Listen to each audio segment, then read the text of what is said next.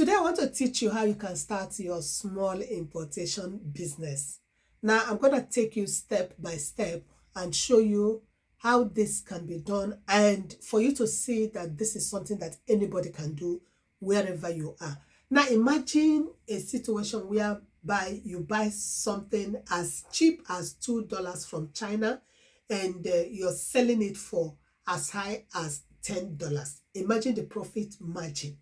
This is why people go to China to buy and sell. This is a business that you can call small money to start with high profit. The profit margin is usually high, and that is the good thing about this business. Another good thing about it is the fact that you can do this with any amount of money. You don't need a lot of money for you to start this importation business. Even with $50, you can start this business. And so go nowhere. Let me take you step by step and show you how you can do this. So even if you haven't done business before with importation business, do not worry.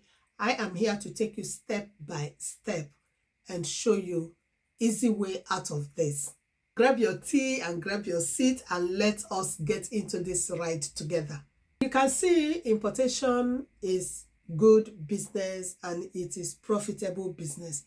If, for instance, you buy things from a country like China, China is the hub for anything that you want to import, because you get it from China at a cheap rate, lower price, and you sell it at a high price, like not too high price, but the profit margin usually when you buy from China is usually better than you buying from the local market. This is why many people would rather source for product from China, import those products so they can make a little bit of profit, and the profit margin is high. What do you really need before you can start importation business? You don't need much. All you need is your phone, internet connection, and a little bit of cash. Like, you don't need a lot of cash. You need a little bit.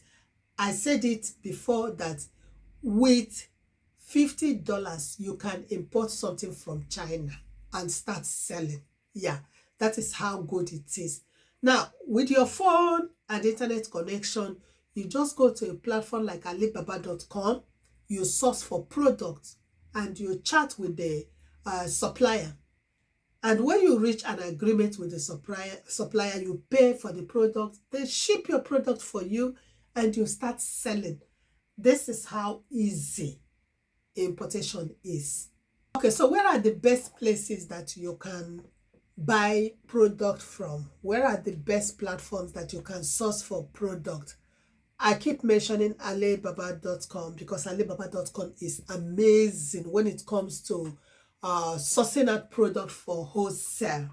But there is AliExpress if you're buying a few, like retail price. So Alibaba.com will give you the wholesale price, in the sense that when you sell, you make more profit. Unlike AliExpress, it is the retail price they're going to give you. Now, there's another one that is called 1688. One thing with 1688 is the fact that it doesn't have English aspect of it. Everything is written in Chinese. So if you're someone that understands Chinese language, that is fine. But if you're someone that you are okay with Google Translate, that is also fine, because you can use Google Translate to translate whatever is on the platform, so you'll be able to flow well with the supplier and know what you really want and how to go about the pricing of the product. If you're somebody who just want to start very, very small, think about AliExpress. Yeah, because it allows you can just buy one product. You can, instead of MOQ being 10 or 20 or 100, with AliExpress, MOQ is one. You can just buy one piece of each product and you're good to go. How do you import your product? I'm going to show you step by step how you can import your goods, your product from China to your location. The very first step is, like I said, is either you're using Alibaba.com or AliExpress, whichever suits you. Go to the platform, look for the products that you want, whether shoes, clothing, bags, baby toys, anything that interests you, or hair, hair, anything that you want to sell. Go to the platform and look for the product. Now talk to suppliers on the platform. The price the suppliers would put there, it doesn't mean that's the last price. No, you can negotiate with the suppliers. For instance, on Alibaba.com, they might tell you that MOQ is 10. Now, if they say MOQ is 10, that means that's the minimum quantity that you can buy. But it depends on your conversation with the supplier. They might bring it down to 5, or they might bring it down to like 6 or 7 MOQ.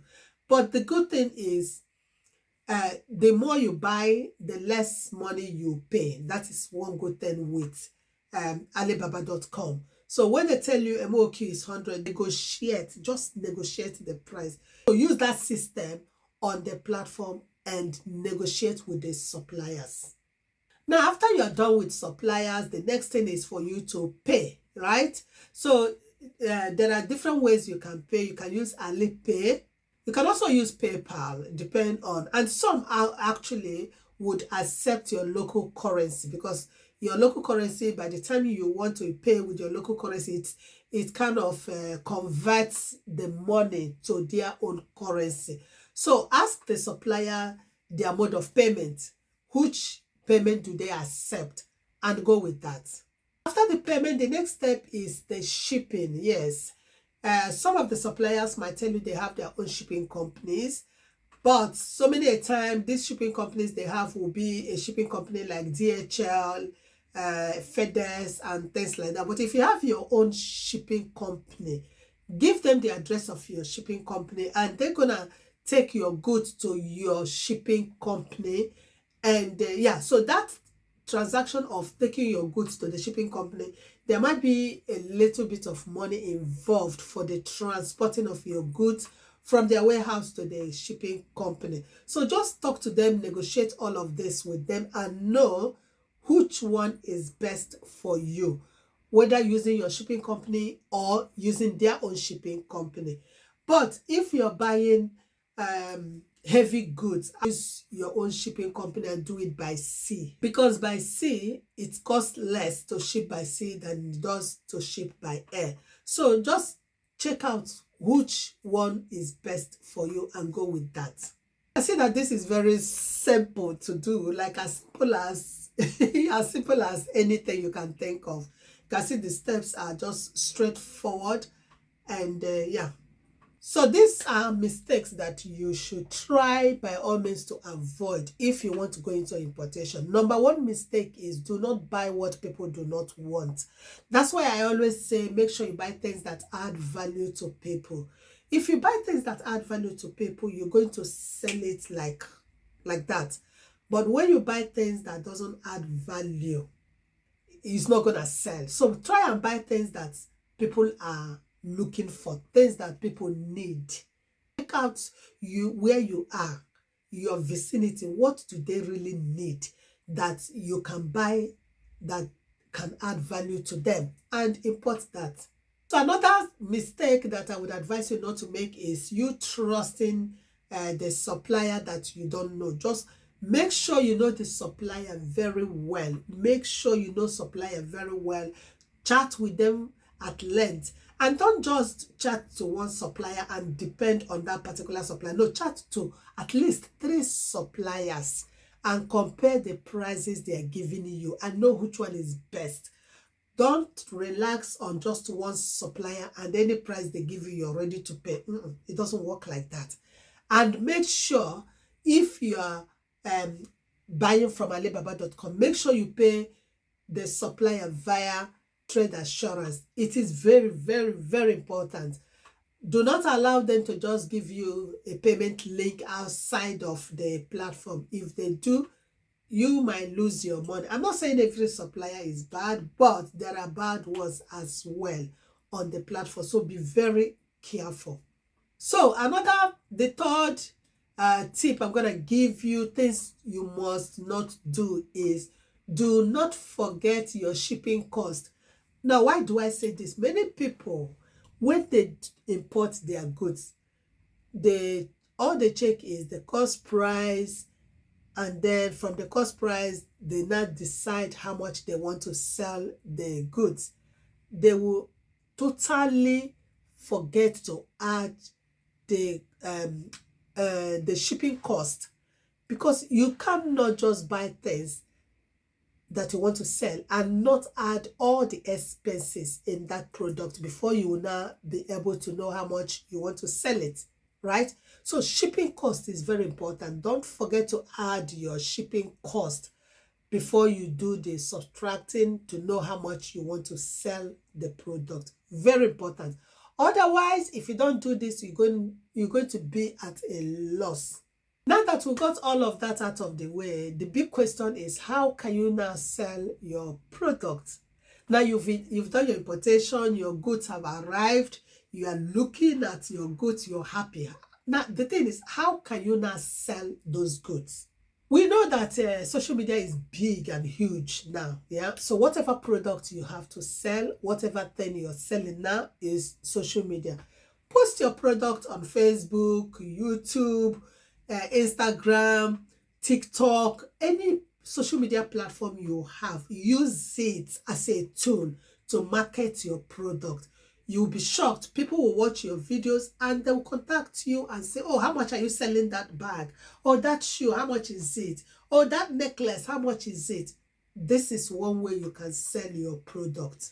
Another way you can sell your product is to sell to your friends, family, church people, meeting people, all those people that you know.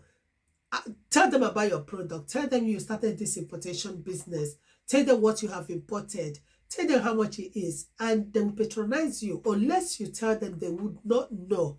So go ahead and advertise your product by word of mouth, by social media, and yes, you'll be shocked how much you're going to, how many people you're going to get across to. So the last way I think you can sell your product is, if you have the money, you can open a small shop where you display your products. You don't even need to open a shop. You can use one of the rooms in your house as your store. You arrange it, put your shelf there, and put your product there and start selling. Yeah. But in that case, you also need your social media platform. But if you have money, like I said, open a small shop and people will come there, see your product, and they will buy.